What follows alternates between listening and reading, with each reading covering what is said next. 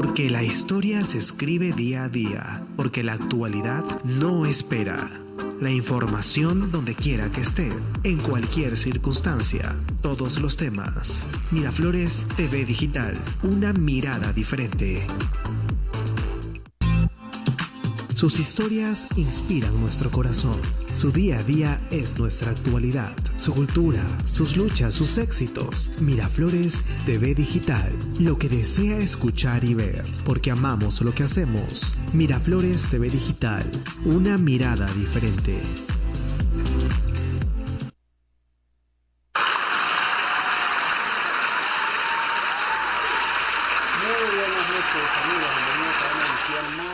De Salud y Derecho.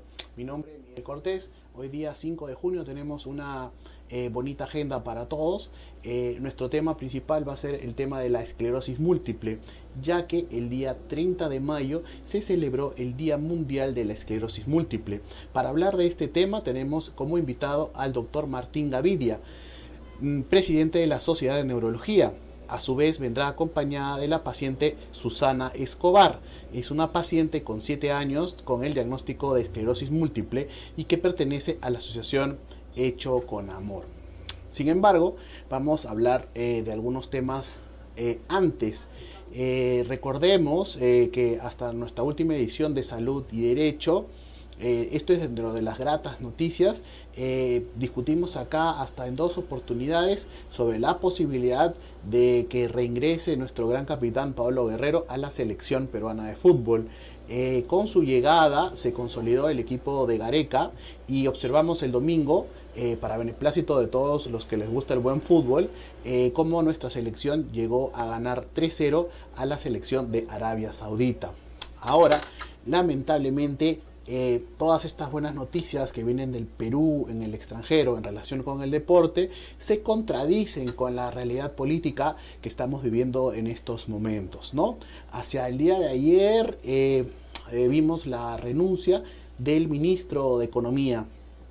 Es muy poco el tiempo que el presidente Vizcarra ha asumido la presidencia desde la destitución de Pedro Pablo Kuczynski, y un termómetro de cómo va esta nueva presidencia siempre es evaluar el tiempo de permanencia del ministro de Economía. Lamentablemente ha salido, no se saben muy bien los detalles, aún esperamos un mensaje a la nación de nuestro presidente.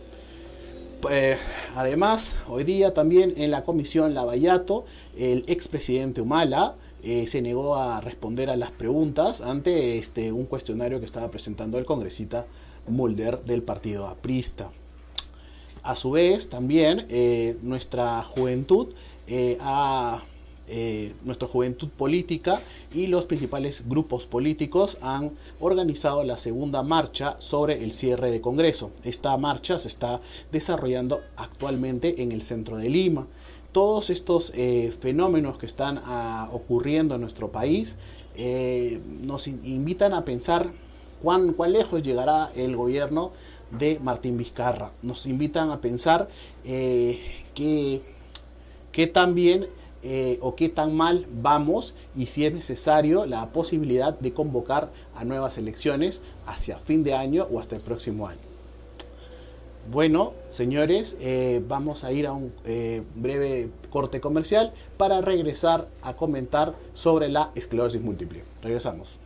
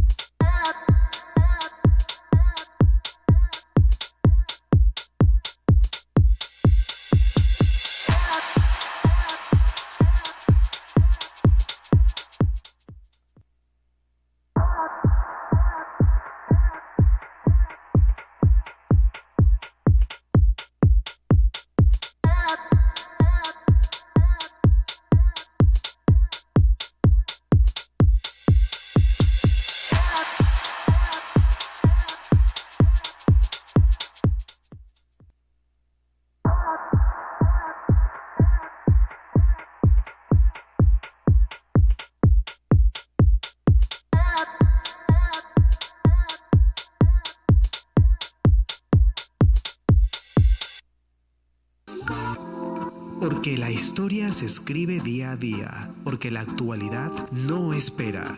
La información donde quiera que esté, en cualquier circunstancia, todos los temas. Miraflores TV Digital, una mirada diferente. Porque la historia se escribe día a día. Miraflores TV Digital, todos los temas para entender el mundo, para ver y escuchar el mundo.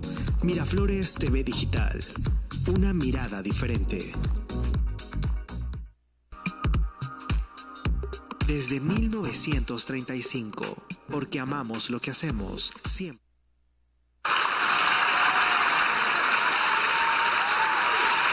Buenas noches, regresamos al pasaje comercial con la presencia del doctor Martín Gaviria, presidente de la Sociedad Peruana de Neurología. Doctor, buenas noches, gracias por aceptar la invitación. Buenas noches, muchas gracias por la invitación.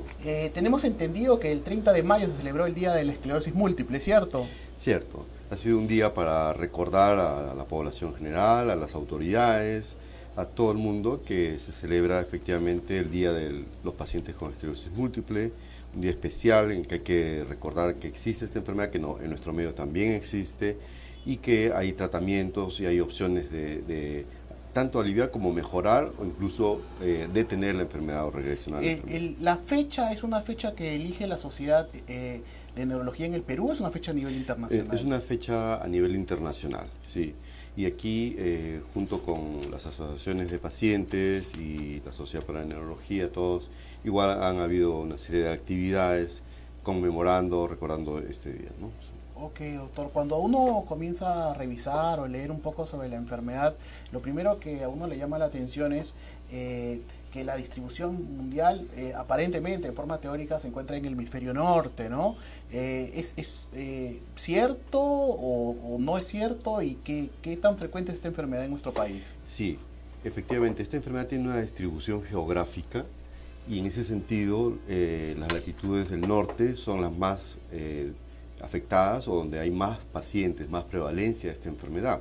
Sin embargo, eso no quiere decir que en latitudes del sur no exista. Efectivamente, en nuestro país, a pesar de no estar en ese grupo de pacientes que tienen con más frecuencia esta enfermedad, en nuestro país también existe la enfermedad. ¿Cuántos pacientes tenemos con esta enfermedad? ¿Cuál es la incidencia?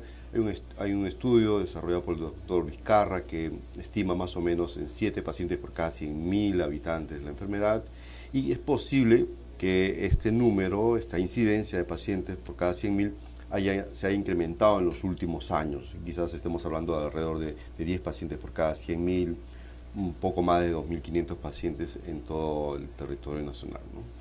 Conocido es por los que elaboramos en salud, yo soy médico radiólogo, y por la población en general que los sistemas de salud no son los más adecuados para nuestra población, ¿no? que pueda acceder a ella. Sin embargo, mi pregunta ¿es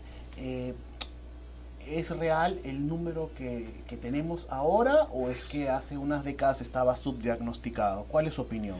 Hay una suerte de varias condiciones. Una es que efectivamente cada vez se diagnostica más pacientes y se diagnostica mejor la esclerosis múltiple y más tempranamente, ¿no? Y esto obedece a que el conocimiento se ha ido difundiendo. Esto también obedece a que la tecnología ha ido siendo parte cada vez más implementada en nuestro medio para el diagnóstico de la enfermedad. Para hacer el diagnóstico de la enfermedad, aparte del cuadro clínico, necesitamos contar con estudios de resonancia magnética, con estudios especializados en líquido cefalorraquídeo, en sangre. Entonces, en la medida que la tecnología también ha ido avanzando en nuestro medio, ha permitido y está permitiendo diagnosticar mejor a los pacientes con esclerosis múltiple. Y esto va de la mano con el crecimiento de la economía del Perú, ¿no? Va de la mano con esto, efectivamente. Sí, además hay una tendencia a aumentar el número de casos de esclerosis múltiple independiente de estas facilidades técnicas, ¿no? Entonces, la confluencia de esto hace que efectivamente tengamos cada vez más pacientes con esclerosis múltiple. ¿Usted, doctor, labora en la parte privada, básicamente? He trabajado varios años en Seguridad Social. Okay. He tenido oportunidad de ver muchos casos en el Hospital Rebagliati y desde hace unos años estoy dedicado a temas de investigación y en esta enfermedad y a la práctica privada. ¿Usted cree que el diagnóstico todavía es dificultoso fuera de la capital? hay pacientes en departamentos pobres que tienen que venir a Lima para el diagnóstico, o puede ser ya una enfermedad diagnosticada a lo largo de nuestro territorio nacional? Esta enfermedad pone un reto diagnóstico. No es fácil diagnosticar esclerosis múltiple porque hay que excluir una serie de condiciones.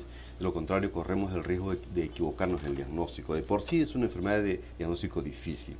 Entonces requiere un entrenamiento efectivamente de los profesionales en este sentido, requiere un conocimiento de la población, de los médicos en general y de un equipamiento.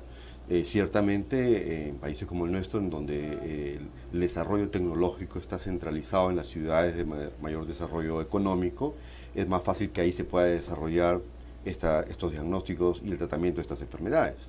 Por lo tanto, aquellos lugares lejanos, aquellos lugares donde no cuentan con resonancia o con neurólogos con conocimiento de la enfermedad, es posible que ahí se esté subdiagnosticando la enfermedad. Ok, doctor. A ver, cuéntenos para nuestros televidentes, ¿cuál es la historia clínica clásica de presentación de un paciente con esclerosis múltiple? ¿Con qué enfermedades podría confundirse en su inicio? Como es una enfermedad que puede tener diversas presentaciones, porque consiste en producir inflamación en el sistema nervioso central, es decir, en el cerebro, en la médula o en el nervio óptico, y por lo tanto va a dar síntomas dependiendo de la zona donde se inflame el cerebro. Okay. Entonces puede darme una forma de presentación característica, la neuritis óptica. Inflamación del nervio, pérdida de la visión, una fase de establecimiento de la enfermedad y después la recuperación. Pero así como da neuritis óptica, puede dar, por ejemplo, problemas de equilibrio. Puede dar un problema de ataxia, de incoordinación o de dificultad para caminar, ¿no? Puede dar síntomas de tipo sensitivo. Si la lesión inflamatoria se da a nivel medular, puede dar parálisis de las extremidades, de extremidades inferiores o de las 4 extremidades, lo que se llama una mielitis o una mielopatía inflamatoria. Entonces, sus formas de presentación son varias y por lo tanto no tiene una forma única o típica, ¿no? Esto hace que uno tenga que pensar en esta condición cada vez que ve una de estas formas de presentación. ¿Podría, digamos, alguien no entrenado confundir la enfermedad con un accidente cerebrovascular o solamente, digamos, o es muy diferente la ataxia, ¿no?, que ocasiona? Sí, para comenzar quizás hay que mencionar que en los centros especializados con expertos de esclerosis múltiple, aún en esos centros hay un porcentaje de error diagnóstico, okay, aún con expertos y con los mejores equipos. Cuánto más puede serlo cuando los profesionales no estamos entrenados en esto o no tenemos la tecnología, ¿no?, que son los primeros, por supuesto, ¿no?, la primera línea. Entonces, ciertamente el diagnóstico se vuelve por eso laborioso y hay que ser meticuloso y a veces hay que hacer seguimiento en los pacientes y en algunos casos repetir las pruebas o esperar un periodo de tiempo para poder concluir en el diagnóstico. Y doctor, cuéntenos algo, la presentación de las enfermedades pueden tener recurrencias, remisiones o pueden ser progresivas. Sí. Y entonces tenemos dos tipos de tratamientos, ¿no? Aquellos tratamientos para la fase aguda y aquellos tratamientos que van a modificar la enfermedad. ¿Puede darnos un alcance de cómo consisten estos tratamientos? Sí. Como esta es una enfermedad inmunológica, autoinmune, el organismo genera anticuerpos y células contra el propio organismo, siendo el objetivo de daño por el sistema inmunológico el sistema nervioso central. Entonces, uno de los brazos de tratamiento es contraatacar la recaída o la crisis de esclerosis múltiple que está sucediendo como un fenómeno inflamatorio. ¿Y cómo se contraataca esto? Con dosis altas de corticoides. Se pone pulso de metilprednisolona endovenoso 3 o 5 días y esa es la forma de contraatacar el evento agudo. El otro brazo de tratamiento efectivamente consiste en usar medicación que me permita disminuir las recaídas. Como esto es una enfermedad una vez más inmunológica, si el sistema inmunológico está alterado, va a seguir generando en los siguientes meses, en el futuro, o años, nuevos ataques o nuevas recaídas. Entonces, el otro brazo de tratamiento consiste en usar medicinas inmunológicas que tienen un efecto ya sea en bloquear, en capturar linfocitos, en bloquear el ingreso de las células inmunológicas al sistema nervioso central, etcétera, con la finalidad de disminuir la tasa de recaídos o la frecuencia de brotes.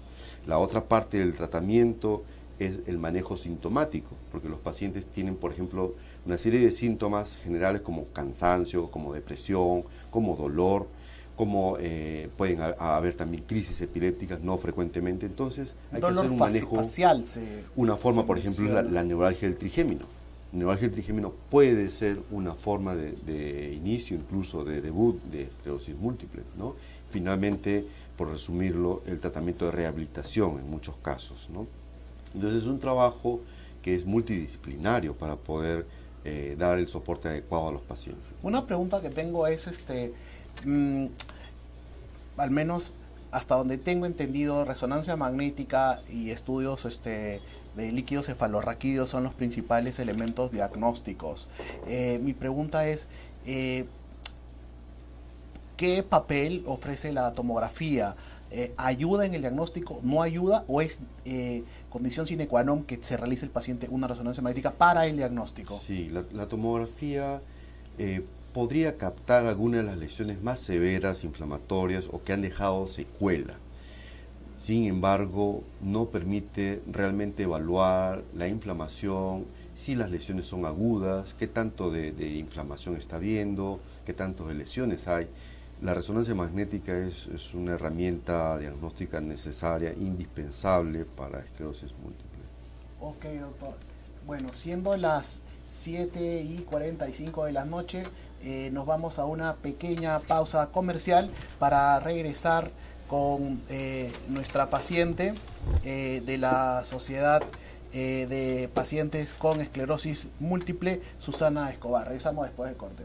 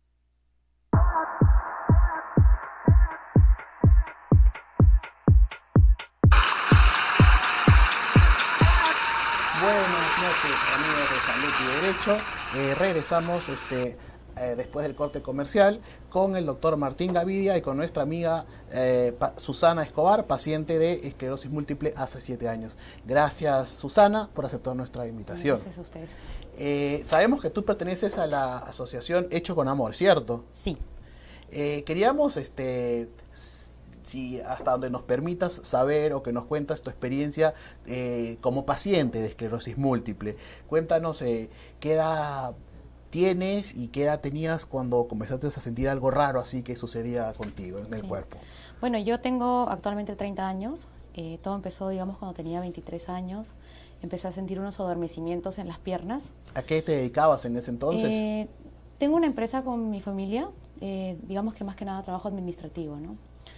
Había recién terminado la universidad, ya estaba trabajando con mi familia, normal, como una chica normal, y empecé a sentir unos adormecimientos, ¿no? Entonces yo pensaba que de repente era el estrés normal del trabajo, qué sé yo, ¿no? ¿Eras una paciente que se hacía chequeos anuales, ¿no? Una revisión al médico como debería ser, o eres como la gran mayoría de pacientes somos, que solo cuando te sientes mal vas al médico? Solo cuando me sentía mal, realmente. Ok, Sí, sí, ¿y sí. en tu historia habías tenido alguna enfermedad, alguna No, cirugía, algo? Ninguna. Nada, Ninguna. ok.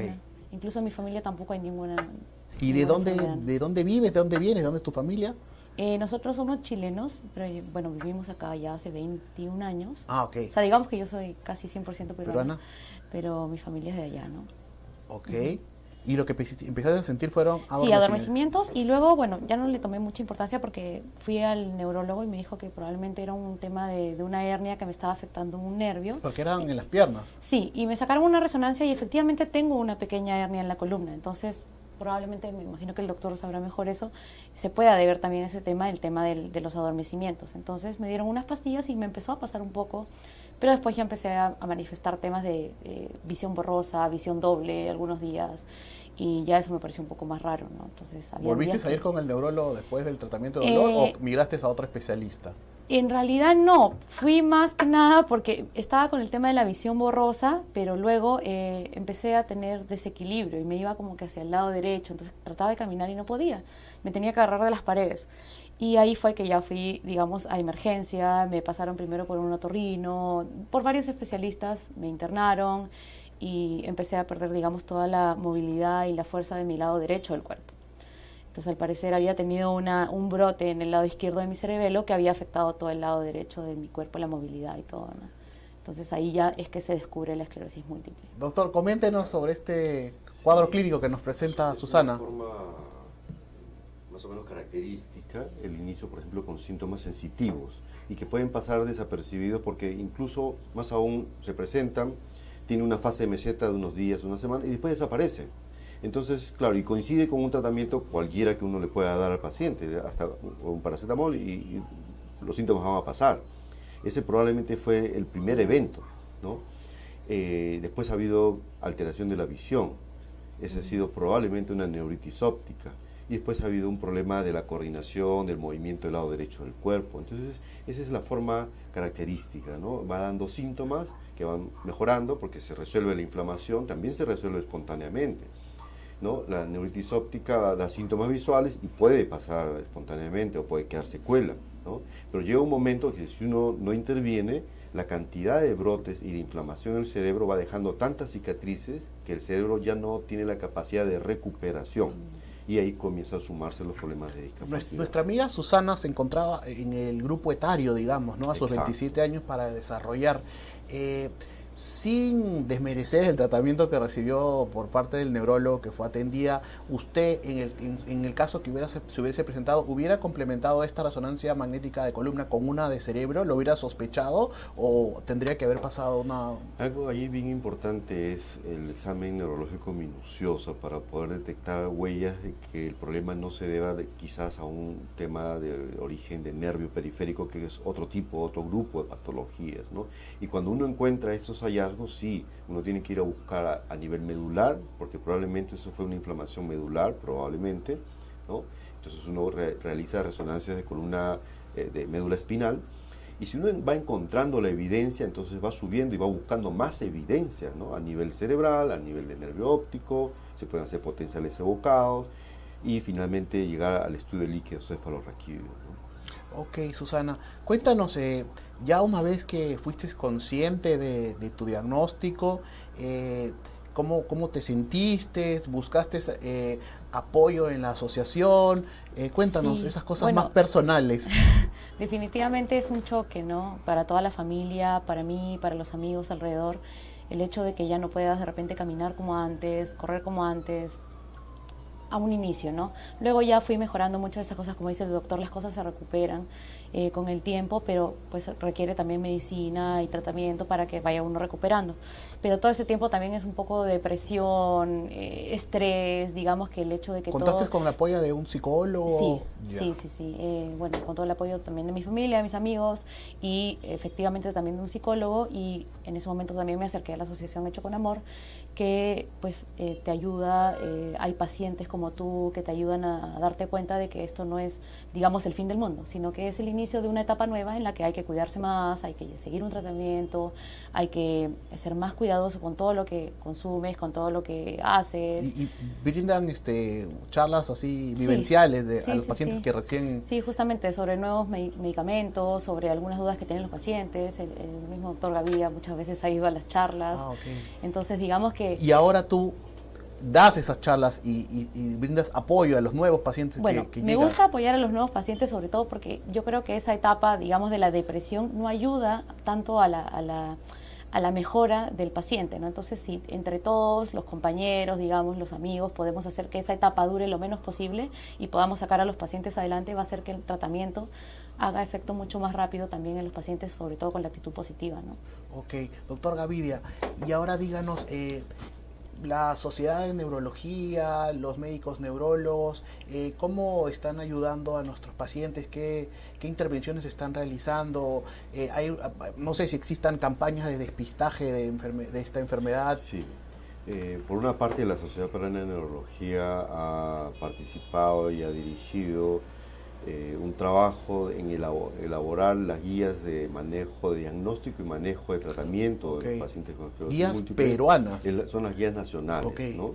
Que en este momento justamente están en evaluación con el Ministerio de Salud y que va a permitir, digamos, homogeneizar e informar a los médicos, particularmente a los neurólogos, cómo se hace el diagnóstico y qué opciones de tratamiento y cómo se pueden usar. Sirven como una herramienta instructiva, académica, de guía, efectivamente, ¿no? Entonces, además, la Sociedad Peruana de Neurología organiza también un evento anual de actualización en esclerosis múltiple, un curso de actualización, y participa con las sociedades o las asociaciones de pacientes de esclerosis múltiple en sus actividades, apoyando con charlas o con despistajes, tanto a nivel local como incluso en provincia. La Asociación Hechos con Amor organiza anualmente 1 o 2 visitas a zonas un poco remotas del país, en donde se llevan médicos que hacen campañas de despistaje. Qué interesante. Cuente con nuestro apoyo a ambos cuando quieran difundir un evento para el despistaje de la esclerosis múltiple. Bueno, ya vamos llegando al término del programa. Una última reflexión. ¿Qué le dirías a los pacientes que tienen estos síntomas, ¿no? ¿Cuál debe ser su...? Primero que nada, ir rápido al doctor. Realmente la medicina ha avanzado tanto que los despistajes se hacen cada vez más rápido y cada vez, digamos, que estamos en mejores condiciones de tener una mejor proyección de vida, ¿no? Mientras más temprano te puedan descubrir la enfermedad, si tienes algún tipo de síntoma similar, mucho mejor se ve el futuro, ¿no? Entonces, recibir un tratamiento a tiempo, recibir un tratamiento interdisciplinar, ¿no? Acompañarlo del psicólogo, deporte, de los amigos, de alguna asociación, alguien que nos pueda ayudar, todo eso va a colaborar con el tratamiento, ¿no? Doctor, ¿qué posibilidades reales de recibir tratamiento tienen nuestros pacientes? ¿Están incluidos en el CIS los medicamentos? Sí. Aquí es también importante mencionar que años atrás, 10 o 15 años atrás, teníamos 3, 4 fármacos, porque era lo que había también básicamente en el mundo. Ahora tenemos más de 10 opciones farmacológicas aquí en el país, de manera que el tratamiento se puede individualizar y optimizar para los pacientes. No todos los pacientes tienen la misma forma ni la misma agresividad de la enfermedad, y por lo tanto el tratamiento tiene que ser individualizado con las diferentes opciones farmacológicas. ¿Sabes si están incluidas en el petitorio del CIS, esta enfermedad? Efectivamente, esta medicina, el CIS es una parte del Ministerio de Salud que permite dar tratamiento a los pacientes. Hay que sustentarlo adecuadamente en la parte administrativa. En seguridad social también hay opciones de tratamiento para los pacientes. Qué buena también noticia. tienen que actualizar su Petitorio, farmacopea, sí. su petitorio, para que puedan tener y disponer los nuevos fármacos que cada vez son más potentes, más selectivos, pero tienen que ser bien escogidos a su vez, ¿no? Qué buena noticia. Bueno, amigos, llegamos al término de una edición más de Salud de Derecho. Espero que el programa les haya sido de su agrado. Excelente la exposición del doctor Gavidia. Muchas gracias por su asistencia. Gracias a ustedes por la Y invitación. gracias, Susana, por Gracias. enfrentarte y contar a nuestros amigos tu experiencia. Hasta nuestro próximo programa. Hasta luego.